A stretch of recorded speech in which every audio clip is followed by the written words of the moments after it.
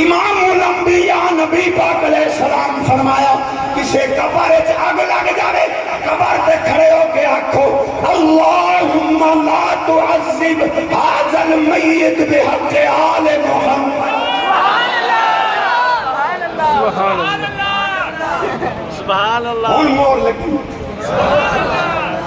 حضور فرماندے قبر وچ اگ دے پامبر پڑھ کے قبر تے کھڑے ہو کے آکھو آل نبی دا واسطہ یہ عذاب دور کر دے، تہاڈی آواز بعد وچ ختم ہو سی قبر۔ ایک تحفہ استادہ میں پیش کرا لو وضع شعر رسول اللہ صلی اللہ علیہ وسلم علی قبر یاسین لنجا۔ نبی پاک دی زلف دا وال اگر کسی قبر تے رکھ دے ہوندا عذاب بھی ختم۔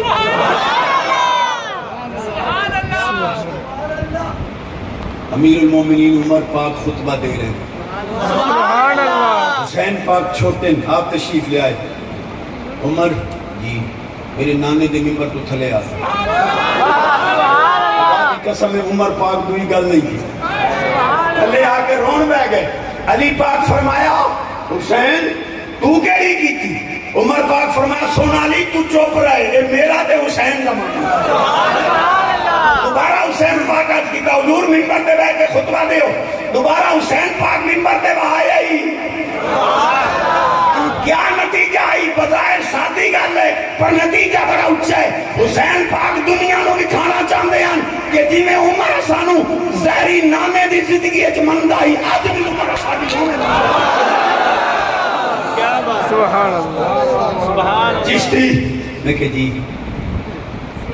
زندگی کو کیا کہتے ہیں؟ میں کہ عمر کہتے ہیں۔ بس میں ہوں پاڑی بھی بس ہو گئی